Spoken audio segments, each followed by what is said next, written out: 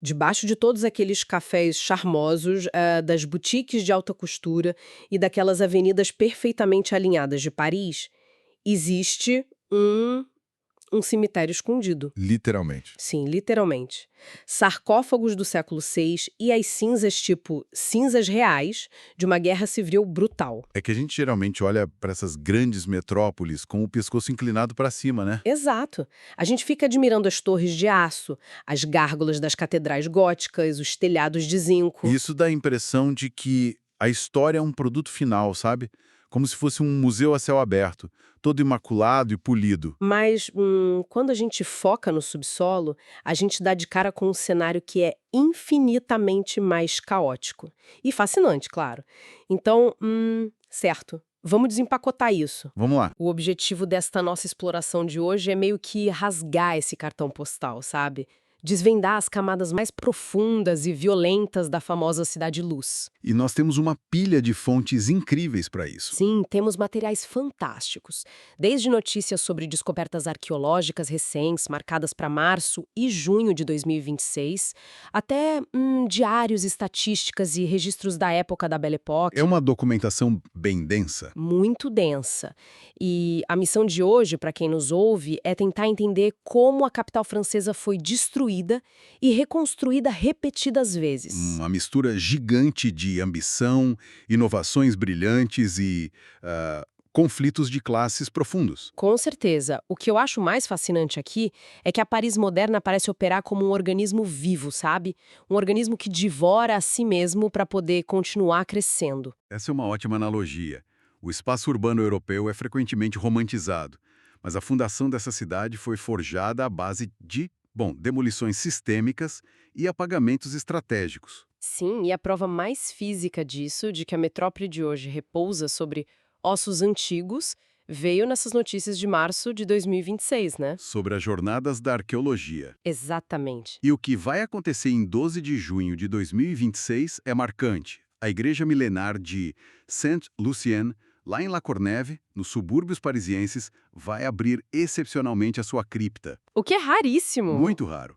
E o que os pesquisadores estão revelando lá embaixo são sarcófagos da época merovíngia. Uau! É um período que quase sempre escapa da memória popular, mas, historicamente, é o verdadeiro ponto de ancoragem do poder político naquela região. Nossa, e essas descobertas em La Courneuve meio que quebram completamente a nossa percepção de tempo. Porque a gente pensa em Paris e imagina logo a Revolução Francesa ou a Torre Eiffel. Sim, a imagem clássica. Mas esses sarcófagos jogam a gente de volta para as raízes mais obscuras. As fontes mencionam a tribo dos parísios, sabe? Os gauleses que já estavam lá antes mesmo de Júlio César e da conquista romana. Que aconteceu lá em 52 a.C. Isso. Os romanos chegaram, tomaram a margem esquerda do rio Sena e chamaram o lugar de Lutécia. E o que mais me surpreendeu lendo esses registros foi a escala da coisa. É bem pequena, né? Minúscula. Lutécia, no seu auge absoluto, tinha talvez 5 a 6 mil habitantes. Quase uma vila. Exato. Tinha o seu fórum, um anfiteatro para combates de gladiadores, termas, mas era essencialmente uma vila provincial se a gente comparar com as grandes capitais do Império Romano. E se a gente conectar isso ao panorama maior, essa transformação de uma modesta vila romana no motor político da Europa Ocidental não foi um acidente geográfico. Foi, na verdade, uma decisão de Estado. Como assim? O ponto de ruptura ocorreu no ano 506, quando Clovis, que era o rei dos francos, simplesmente decidiu que aquela pequena cidade seria a capital do seu reino unificado. Ah, entendi. Uma escolha estratégica. Completamente estratégica. É a partir desse período merovingio, e lembrando que são esses nobres e guerreiros que ocupam os sarcófagos de Saint-Lucien, que a administração, a igreja e as engrenagens do poder começam a se enraizar ali nas margens do Sena. E isso atraiu muita gente, imagino. Sem dúvida. Clovis instalou a estrutura que, eventualmente, transformaria o local num imã gigante para rotas comerciais, riqueza e, inevitavelmente, superpopulação. Sabe de uma coisa? Eu gosto de visualizar Paris como se fosse um gigantesco disco rígido. Um que tá, tipo, constantemente sendo reescrito. Ou, para usar uma imagem mais visual para nossa audiência, uma verdadeira lasanha histórica, Uma lasanha histórica. Gostei do termo. né? A gente no presente anda ali todo maravilhado sobre a camada de cima dessa lasanha, sobre o asfalto e os paralelepípedos elegantes. Sim, tomando café. Exato. Mas os dados antigos, as pedras de lutécia, as fundações merovingias do século VI, que estão sendo reveladas agora, em 2026, tudo isso continua lá embaixo, sustentando o peso físico e histórico de tudo que veio depois. O problema, e as fontes deixam isso bem claro, é que essa arquitetura em camadas traz um custo alto. Para que uma nova camada seja adicionada a esse disco rígido, os arquivos antigos precisam ser formatados. Destruídos, basicamente. Sim, a história do planejamento urbano parisiense é essencialmente a história da destruição como ferramenta de progresso. E o exemplo mais dramático de apagar o passado para forçar o futuro aconteceu no século XIX. Quando a cidade medieval meio que entrou em colapso. Exatamente. Ela atingiu seu limite biológico e estrutural. Porque essa lasanha medieval tinha um prazo de validade, né? Quando se amontoa centenas de milhares de pessoas em vielas que não viam a luz do sol desde a Idade Média, a cidade deixa de ser um lar. Ela vira uma bomba relógio. Totalmente. E as fontes pintam um quadro que é aterrorizante sobre a Paris do início do século XIX. A gente está falando de uma densidade populacional na Ile de la Cité e nos bairros centrais que ultrapassava 100 mil habitantes por quilômetro quadrado. O que é absurdo. Absurdo. Não havia saneamento, o esgoto corria literalmente a céu aberto nas ruas estreitas e o ar era tão viciado que a expectativa de vida nos bairros operários despencava assustadoramente. E a matemática disso é cruel, né? O resultado foi a epidemia de cólera de 1832. Foram 32 mil mortes só naquela onda. 32 mil. A cidade estava matando os seus moradores. E esse desespero sanitário serviu como o pretexto perfeito para a intervenção estatal mais agressiva da história europeia moderna. É quando Napoleão III assume o poder e entrega a missão de curar a cidade ao barão George Eugène Haussmann. O famoso Osman. Ele mesmo. Só que a abordação dele não foi nada cirúrgica. Foi uma amputação em massa. Em menos de 20 anos, ele ordenou a demolição de milhares de edifícios medievais históricos. Ele basicamente rasgou o tecido orgânico da cidade, né? Sim, ele rasgou a cidade para impor aquele traçado geométrico de avenidas monumentais, os famosos boulevards. E, claro, o projeto também introduziu uma rede subterrânea de esgotos, parques projetados, iluminação a gás. E aquelas fachadas de prédios com altura padronizada. Exato, criando aquela estética uniforme que a gente associa a Paris até hoje. Mas aqui nós precisamos encarar as fontes de frente, porque elas entregam um debate bem polarizado sobre isso. Com certeza. É uma questão complexa. É, porque por muito tempo Haussmann foi vendido nos livros de história como o grande herói, sabe? O gênio que trouxe ar puro e luz para a capital. A narrativa oficial, digamos assim. Isso. Mas lendo os registros da época e as análises modernas, fica nítido que o traçado dessas avenidas não era só uma questão de ventilação ou estética. É preciso relatar o que as fontes argumentam. Que foi uma obra monumental de gentrificação militarizada. Sim, o centro antigo era um labirinto, e isso funcionava como uma fortaleza tática para revoltas populares. Nas revoluções de 1830 e 1848, a classe trabalhadora bloqueava muito facilmente aquelas ruelas estreitas. Eles empilhavam móveis, pedras. Exato, criavam barricadas impenetráveis para os exércitos. E a nossa audiência precisa entender que as novas avenidas resolveram esse problema militar do Estado. Foi brilhante do ponto de vista tático, se você pensar bem. Haussmann projetou bulevares tão largos que era, fisicamente impossível construir uma barricada de um lado a outro com material disponível na rua. E elas eram retas, né? Muito retas, convergindo em grandes praças em formato de estrela. Isso permitia que os canhões da artilharia do governo tivessem um campo de visão e de fogo completamente desimpedido contra qualquer multidão que tentasse marchar para o centro. É assustador pensar que a beleza da cidade foi desenhada para artilharia. E, simultaneamente, Ao demolir esses cortiços centrais para construir edifícios burgueses caríssimos, o Estado fez o quê? Empurrou quase toda a força de trabalho e a população mais pobre para subúrbios distantes como Belleville e Ménilmontant, O centro se tornou seguro para o comércio. e meio que impenetrável para a Revolução. Exatamente. Só que varrer a classe trabalhadora para debaixo do tapete dos subúrbios não apagou a tensão social.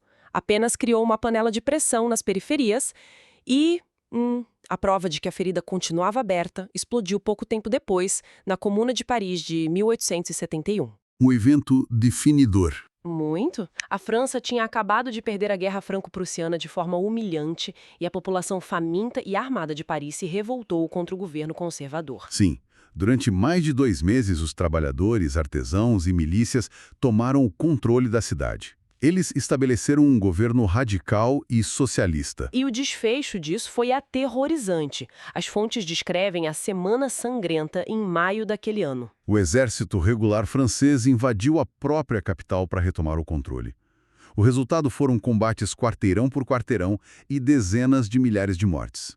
E a tática utilizada pelos rebeldes, os comunates, na retirada, revela muito sobre o ódio acumulado. Como assim? Eles não recuaram silenciosamente. Eles usaram o fogo como uma ferramenta de apagamento político. A ideia não era apenas destruir infraestrutura, era vaporizar os símbolos físicos da opressão que os expulsou do centro, sabe? Nossa, e é exatamente por isso que os alvos dos incêndios são tão simbólicos. Eles incendiaram o Palácio das Tulherias, que por séculos foi a residência oficial e o coração do poder monárquico e imperial na França. Queimou quase até o chão. Sim, o edifício foi tão danificado que anos depois a República decidiu demolir as ruínas de vez. Eles também queimaram o Hotel de Ville, que é a Câmara Municipal. E isso teve um custo histórico enorme. Gigantesco. Transformou em cinzas quase todos os arquivos históricos, os registros de nascimento e casamentos da cidade. Eles também incendiaram o Ministério das Finanças, o Palácio da Justiça, a sede da Polícia Militar. É uma imagem que parece quase apocalíptica, né? Os novos bulevares impecáveis do Haussmann sendo iluminados pelo fogo das instituições que os financiaram. Nossa, que imagem forte. E o rescaldo dessa comuna deixou Paris profundamente traumatizada. Fisicamente marcada. Sim, mas é curioso, porque é precisamente desse vácuo, desse choque entre a ordem imposta pelo Haussmann e a fúria aniquiladora de 1871, que surge uma urgência desesperada por reconstrução. Uma vontade de otimismo, né? Exato. A cidade precisava curar a sua imagem perante o mundo e pagar as gigantescas indenizações de guerra à Prússia. E o instrumento escolhido para essa ressurreição econômica e moral acabou definindo a próxima era. Que foram as exposições universais. Isso. Elas inauguraram o que o mundo viria a conhecer como a Belle Époque. Aquele período icônico entre o fim da guerra em 71 e o estouro da Primeira Guerra Mundial em 1914. E olha, aqui é que a coisa fica realmente interessante. Porque se a gente tentar fazer um paralelo com a nossa realidade hoje, as exposições universais daquela época eram o equivalente absoluto aos maiores eventos de lançamento de tecnologia do mundo. Misturados com as Olimpíadas. Misturados com as Olimpíadas, só que em vez de executivos no Vale do Silício apresentando um microchip um pouco mais rápido, Paris estava apresentando o domínio do homem sobre a natureza. É uma escala totalmente diferente. Em 1878, eles mostraram ao mundo o telefone do Alexander Graham Bell e instalaram luz elétrica nas ruas pela primeira vez, lá na Avenida de l'Opéra. Eles estavam vendendo o conceito de que a noite havia sido conquistada. A engenharia passou a ser exibida como arte pura. Na exposição de 1889, que foi concebida para comemorar o centenário da Revolução Francesa, o mundo presenciou a construção da Torre Eiffel. Que hoje é o símbolo máximo da cidade, mas as fontes mostram que na época a recepção não foi tão boa assim não. Nem um pouco. É crucial lembrar que a torre não foi um sucesso imediato entre a elite cultural. Escritores célebres como Guy de Maupassant publicaram manifestos chamando a torre de um esqueleto de metal inútil. Caramba! Eles diziam que era uma chaminé preta que desfigurava a elegância da arquitetura de pedra de Paris. Que ironia! Contudo, a estrutura provou o poder absoluto do aço e da matemática francesa e se tornou o símbolo indiscutível da modernidade. E essa curva de aceleração tecnológica culminou na monumental Exposição Universal de 1900. Gente, os números dessa exposição de 1900 desafiam a lógica. 48 milhões de visitantes. É muita gente até para os padrões de hoje. Para a logística do início do século XX, é uma escala quase inadministrável. E para movimentar todo esse volume de pessoas, a infraestrutura teve que dar um salto evolutivo brutal. Precisaram inventar soluções rápidas. Muito rápidas. Foi para esse evento que eles inauguraram a primeira linha do metropolitano de Paris, conectando o leste e o oeste da cidade. E lendo as fontes, o que mais me impressionou foi a agressividade industrial. A velocidade da construção. Sim, a linha foi construída do zero em apenas 20 meses. Eles abriram enormes trincheiras pelas ruas, assentaram os trilhos e depois cobriram tudo. Foi tipo uma cicatriz temporária para criar um sistema nervoso subterrâneo.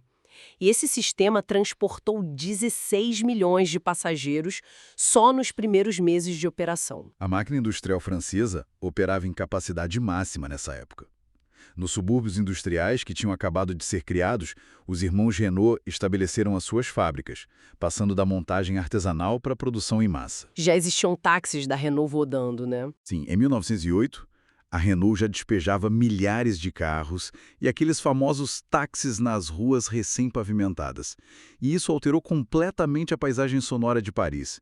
Deixou de ser o som de cascos de cavalos e passou a ser o barulho de motores a combustão.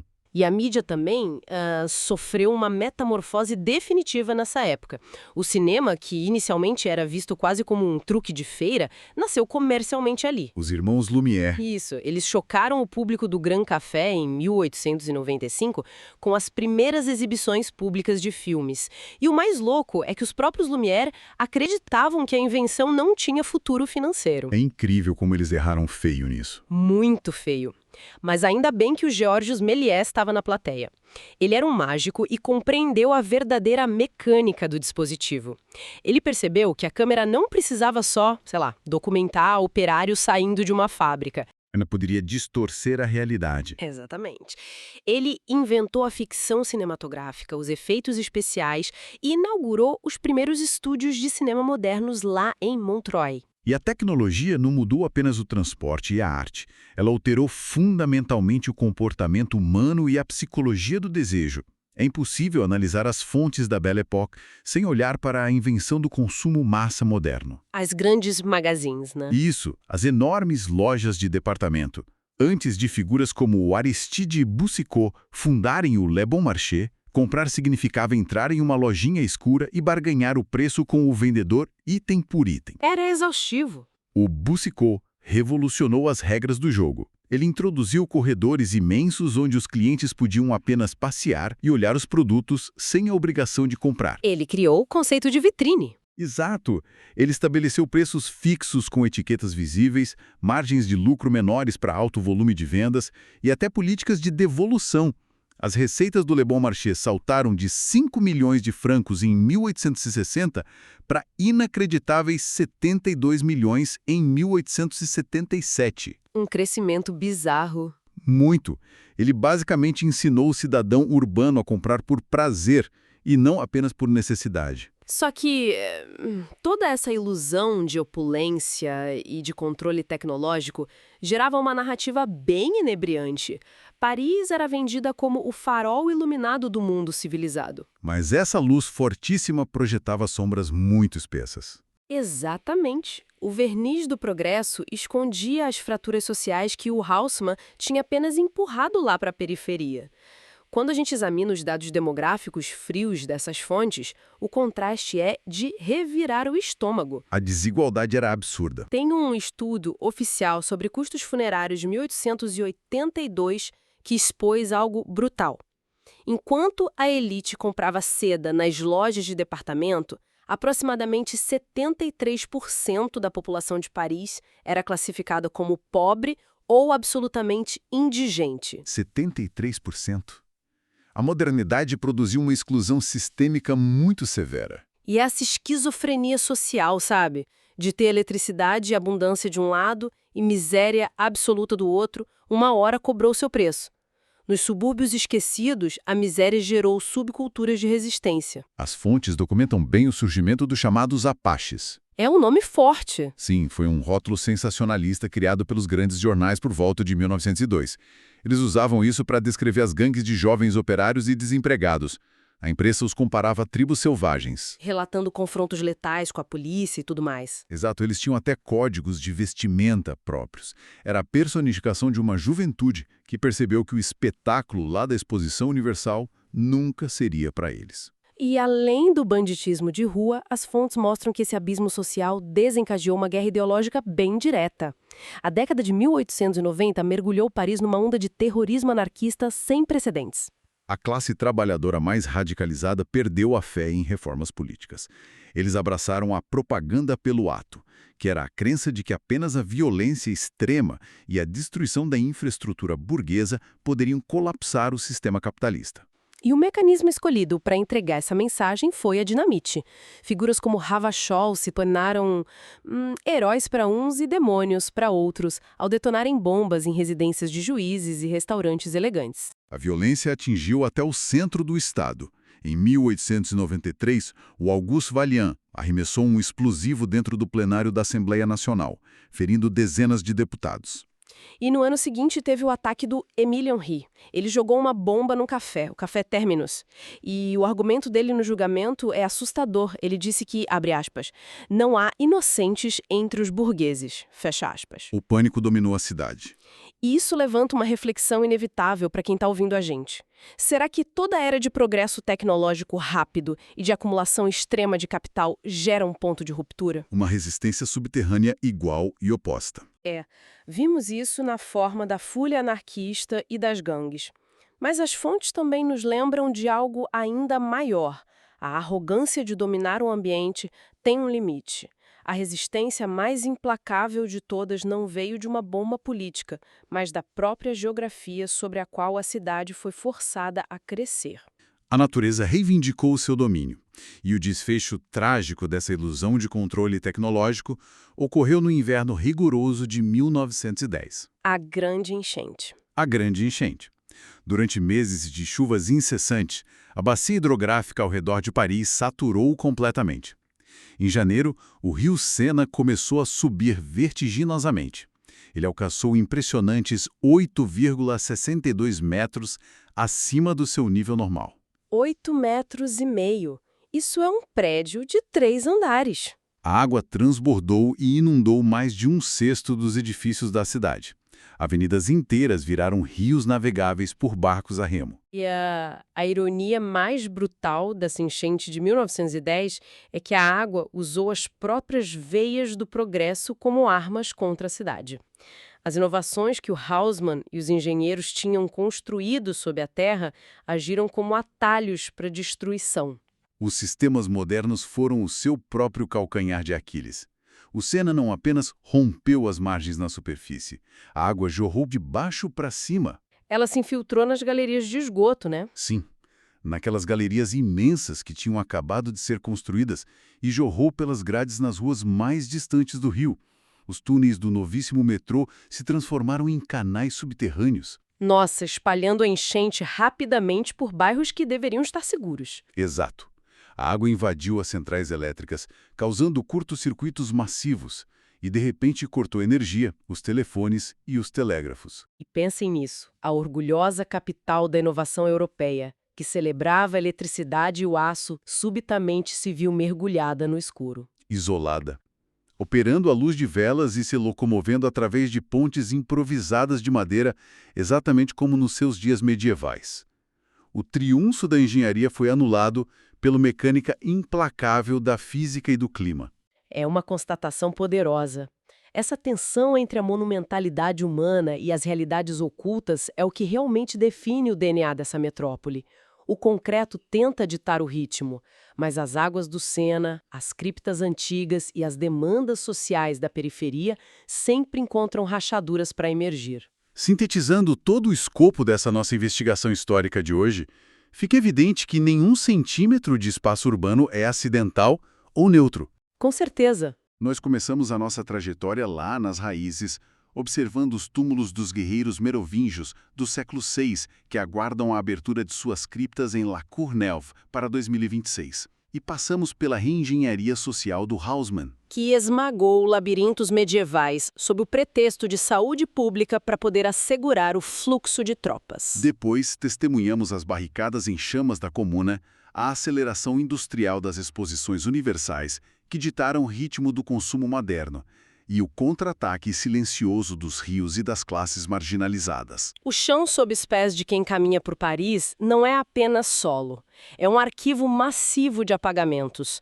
Cada avenida reta possui um propósito estratégico, cada linha de metrô guarda ecos de batalhas industriais e cada praça pacífica carrega séculos de sangue derramado. Compreender a mecânica dessas transições, os porquês e os comos da destruição da cidade, muda irrevogavelmente a nossa percepção sobre o que faz uma metrópole funcionar.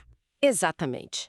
E considerando esse ciclo implacável de violência e reconstrução, de erguer monumentos tecnológicos para, em seguida, vê-los engolidos pelo rio ou pelas chamas, eu quero deixar um questionamento final para nossa audiência ruminar.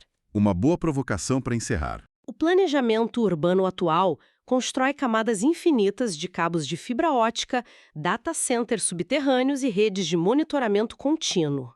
Quando os arqueólogos do ano 3000 finalmente escavarem as ruínas dessa metrópole superconectada de hoje, o que eles vão encontrar? Eles verão as provas incontestáveis do pico de uma civilização brilhante que finalmente dominou seu ambiente? Ou será que identificarão apenas mais uma fina camada temporária de servidores em curto-circuito e concreto oxidado, espremida na interminável e ininterrupta lasanha histórica da humanidade?